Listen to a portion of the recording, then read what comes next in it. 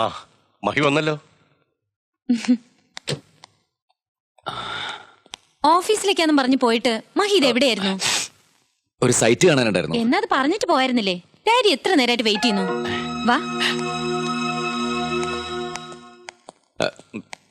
Sorry sir. സാറോ? ഉഡ്ബിയുടെ ഫാദറിനെ അങ്ങനെയാണോ വിളിക്കേണ്ടത്? മഹിക്ക് ചായ എടുക്കാം.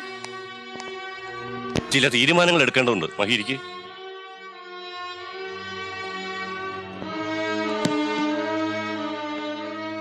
ഒരു രേഖയും ഇല്ലാതെ യാമിനി നിങ്ങളോട് താമസിക്കാൻ തീരുമാനിച്ചപ്പോൾ അതൊരു എടുത്തുചാട്ടവും അവിവേകവുമായിട്ടാണ് എനിക്ക് ഫീൽ ചെയ്തത്. 28 വർഷം അമേരിക്കയിൽ പലതരത്തിലുള്ള ജീവിതം കണ്ടു അനുഭവിച്ചു അറിഞ്ഞിട്ടുള്ള എനിക്ക് പോലും അവളുടെ ഈ ഡിസിഷൻ കൺസീവ് ചെയ്യാൻ സാധിച്ചില്ല. But she is correct. Now I admit it. മഹിയെ ലൈഫ് പാർട്ട്ണറാക്കാൻ അവൾ തീരുമാനിച്ച സ്ഥിതിക്ക് നമുക്കിതങ്ങ് രജിസ്റ്റർ ആയി കളയാം. എന്താ?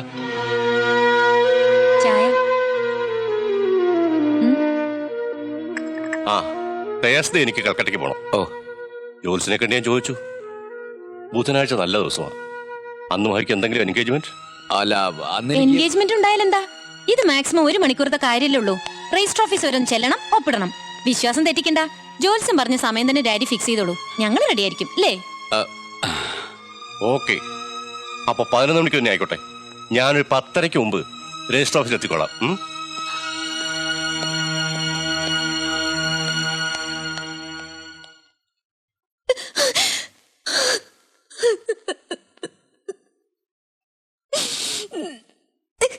വിഷമിച്ചിട്ട് എന്താ കാര്യം മോളെ?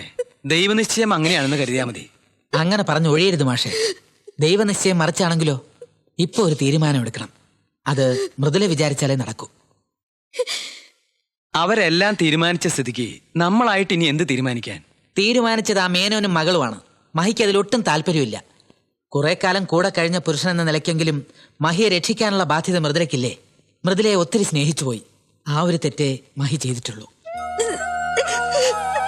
സ്വന്തമെന്ന് കരുതുന്നവരെ ശാസിക്കാനും തിരുത്താനും ശ്രമിക്കുന്നത് തെറ്റാണോ? ഇഷ്ടമുള്ളിടത്തെ പിണക്കം ഉണ്ടാവും. നിങ്ങൾ അകന്നതും അതുകൊണ്ടാണ്. ഇപ്പോ ദയവായിട്ട് കൊണ്ടുവന്ന ഒരു അവസര. യാമിനിക്ക് മഹിയോടുള്ളത് ഉള്ളിൽ തട്ടിയ സ്നേഹമൊന്നുമല്ല, വെറും ഒരു ഫാഷൻ ലവ്. ഫാഷൻ ആണേലും അല്ലേലും ചേട്ടന് ഇഷ്ടപ്പെട്ടത് കൊണ്ടല്ലേ താലി പോലും കെട്ടാതെ അവള് കൂടെ താമസിക്കാൻ തയ്യാറായത്. അയ്യോ, അത് ഇഷ്ടപ്പെട്ടത് കൊണ്ടൊന്നുമല്ല. വീട് പണി തുടങ്ങുന്നവരെ ബോറടി മാറ്റാൻ ഒരു സങ്കേതം വേണം. അതിന് അവള് കണ്ടെത്തിയ ഒരു മാർഗം അത്. അമേരിക്കയിലൊക്കെ എങ്ങനെയായിരുന്നെന്ന് ആര് കണ്ടു? അങ്ങനെയാണെങ്കിൽ വിവാഹത്തിന് സമ്മതമല്ലെന്ന് ചേട്ടന് തുറന്നു പറയായിരുന്നില്ലേ? അതെ, അപ്പൊ അവന്റെ നാവ് എവിടെ പോയി? അന്ന് മഹി ഇവിടെ വന്നപ്പോ മൃദുല ഒരു വാക്ക് പറഞ്ഞിരുന്നെങ്കിൽ ഇങ്ങനെയൊന്നും സംഭവിക്കില്ലായിരുന്നു. ഇപ്പോ സ്വന്തമായിട്ടൊരു തീരുമാനം പോലും എടുക്കാനാവാത്ത വല്ലാത്തൊരു മാനസികാവസ്ഥയിലാണ് മഹി. എന്നെ മനസ്സിലാക്കാൻ കഴിഞ്ഞില്ലെങ്കിലും എന്റെ മനസ്സിൽ ഇപ്പോഴും ചേട്ടനേ ഉള്ളൂ. ചേട്ടൻ മറ്റൊരാളുടേതാവുന്നത് എനിക്ക് സഹിക്കാനും ആവില്ല. പക്ഷേ ഒരു പെണ്ണിനെ വേദനിപ്പിച്ചിട്ട് ചേട്ടനെ വീണ്ടും സ്വന്തമാക്കാൻ ഞാനില്ല. പ്രൊബേഷൻ പ്രഖ്യാപിച്ചുകൊണ്ട് ഒരു പുരുഷനോടൊപ്പം താമസിക്കാൻ തയ്യാറായ ഒരു പെണ്ണിന് വേദനയോ? ഫോർമലായി ബന്ധം വേർപെടുത്തിയെങ്കിലും ഞങ്ങളുടെയൊക്കെ മനസ്സിൽ ഇപ്പോഴും മൃദുല തന്നെയാണ് മഹിയുടെ ഭാര്യ. ഒരു ഭാര്യയ്ക്കുണ്ടാകേണ്ട വിവേകം അന്ന് മൃദുല കാണിച്ചില്ല. ഇപ്പോഴെങ്കിലും അത് കാണിച്ചില്ലെങ്കിൽ പിന്നെ ദുഃഖിച്ചിട്ട് കാര്യമില്ല. ആ തന്തയും മോളും കൂടി മഹിയെ ട്രാപ്പിലാക്കുന്നതിന് മുമ്പ് ഒരു തീരുമാനം എടുത്തേ പറ്റൂ.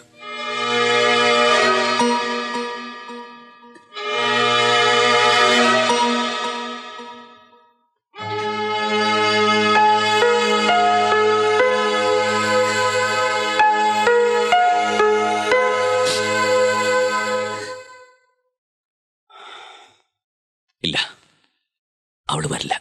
വരുമെന്ന് തന്നെയാണ് എന്റെ മനസ്സ് പറയുന്നത്. നീ ഒന്നുകൂടെ ചെന്ന് വിളിച്ചാ മതി. മറ്റൊരു പെണ്ണിനോടൊപ്പം താമസിക്കുന്ന ഒരു പുരുഷനെ സ്വീകരിക്കാൻ മൃദുല ഒരിക്കലും തയ്യാറാവില്ല. എനിക്ക് അവളറിയാം, അതുകൊണ്ട് പറഞ്ഞതാ. ഒന്ന് സംസാരിച്ച് നോക്കുന്നതുകൊണ്ടെന്താ? ബുധനാഴ്ചയല്ലേ ആ തന്തയും മോളും മഹിയുടെ കുരുതി ഫിക്സ് ചെയ്തിരിക്കുന്നത്. വിഷമിക്കണ്ട, തിങ്കളാഴ്ച നല്ല ദിവസാ. അന്ന് തന്നെ മൃദുലയുമായിട്ടുള്ള പുനർവിവാഹം നമുക്ക് നടത്താം. എന്താ?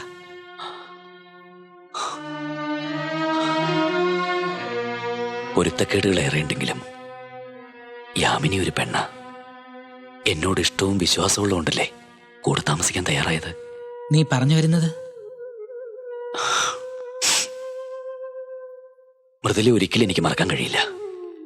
അവള് വീണ്ടും എന്റെ ജീവിതത്തിലേക്ക് കടന്നു വരണേ എന്നുള്ള പ്രാർത്ഥനയുണ്ട്. പക്ഷേ അത് മറ്റൊരു പെണ്ണിന്റെ ശാപം ഏറ്റുവായിക്കൊണ്ടാവരുത്.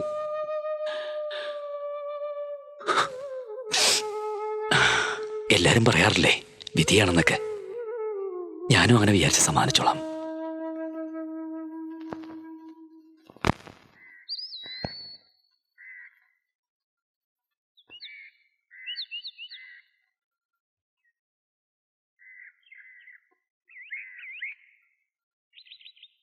എനിക്കൊട്ടും താല്പര്യം ഉണ്ടായിട്ടല്ല.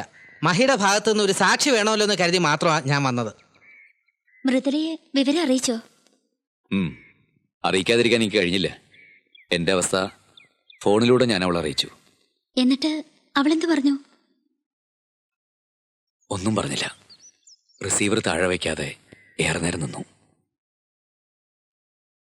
11 മണിക്കെന്നല്ലേ പറഞ്ഞത്? 10:45 കഴിഞ്ഞിട്ടും കാണുന്നില്ലല്ലോ. വല്ല ട്രാഫിക് കുരുക്കിലും പെട്ട് വരാതിരുന്നാ മതിയായിരുന്നു. 11 മണിക്ക് കണ്ടില്ലെങ്കിൽ അത് പറഞ്ഞെങ്കിലും ഒഴിയായിരുന്നു. എങ്ങനെ ഒഴിയാൻ? ആണ്ടബാധ കൊണ്ടേ പോവും.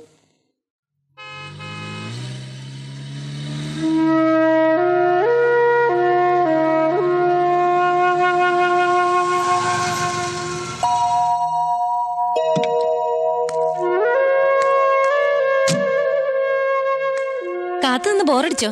ക്ഷേത്രത്തിലൊന്ന് കയറി അർച്ചന കഴിച്ചിട്ടാൻ വൈകി. എന്തൊരു തിരക്കാ. ഡാഡി ഇപ്പൊ എത്തും. അതുവരെ വെയിറ്റ് ചെയ്യണമെന്നില്ല. ഫോർമാലിറ്റീസ് ഒക്കെ നടക്കട്ടെ. പേപ്പേഴ്സ് ഒക്കെ റെഡി ആയിട്ടുണ്ട്. അതിനുള്ള ഏർപ്പാടുകൾ ഇന്നലെ തന്നെ യാമിനിയുടെ ഡാഡി ചെയ്തിരുന്നെന്ന് രജിസ്ട്രാർ പറഞ്ഞു. ഇനി ഒപ്പിട്ടാ മതി. എന്നാ പിന്നെ താമസിക്കണ്ട, സൈൻ ചെയ്യാം. എന്താ മഹിക്കൊരു മൂഡ് ഓഫ്? രണ്ടാം ഘട്ടാണെങ്കിൽ സന്തോഷിക്കേണ്ട സമയല്ലേ ഇത്? വരൂ.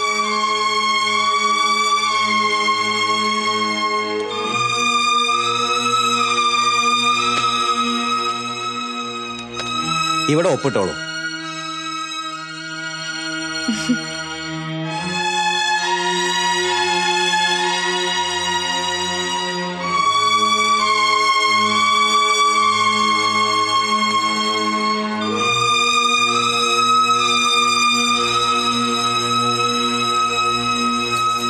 ഇനി വരന്റെ ഭാഗത്തുനിന്നുള്ള സാക്ഷിക്ക് ഒപ്പിടാം.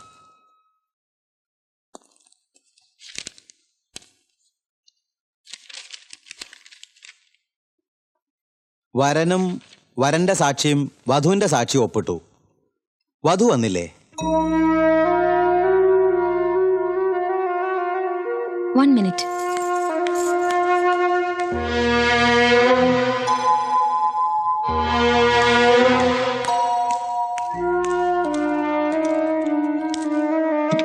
ഇറങ്ങൂ.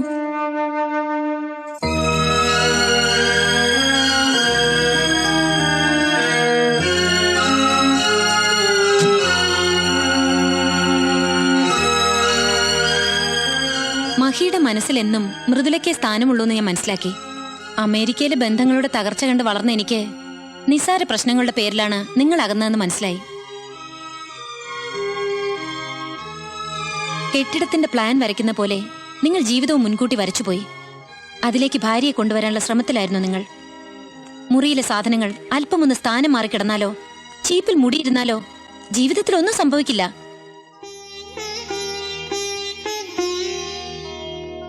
ഭർത്താവിന്റെ അഭിരുചിക്കനുസരിച്ച് അല്പമെങ്കിലും മാറാൻ മൃദുലയ്ക്കും കഴിഞ്ഞില്ല. എനിക്കറിയാം. എന്നിട്ടും നിങ്ങൾ രണ്ടാളും പരസ്പരം ഒത്തിരി ഇഷ്ടപ്പെടുന്നു. അതാണ് സത്യം. ചെറിയ അഭിപ്രായ വ്യത്യാസത്തിന്റെ പുറത്ത് ഡാഡിയെ ഉപേക്ഷിച്ച് മറ്റൊരാളുടെ കൂടെ പോയ മമ്മിയുടെ ദുരന്തം ഞാൻ കണ്ടതാണ്. മഹിയുടെ ജീവിതത്തിൽ മൃദുല കൊച്ചു കൊച്ചു പൊരുത്തക്കേടുകൾ ഉണ്ടാക്കി. പിന്നീട് ഞാൻ കടന്നുവന്ന് വലിയ വലിയ പൊരുത്തക്കേടുകൾ മനഃപൂർവ്വം ഉണ്ടാക്കി നിങ്ങൾ അസ്വസ്ഥനാക്കി. എനിക്കിപ്പോ സന്തോഷമുണ്ട്. മൃദുല എന്നേക്കാൾ എത്രയോ ഭേദമായിരുന്നെന്ന് മഹി ചിന്തിച്ചു തുടങ്ങിയപ്പോ എനിക്ക് സന്തോഷമായി. പരസ്പരം ഇഷ്ടപ്പെടുന്നവർ അപൂർണതകളും സഹിക്കണം. അച്ഛൻ വന്നല്ലോ. ഇനി മൃദുല ഒപ്പിട്ടോളൂ. വാ.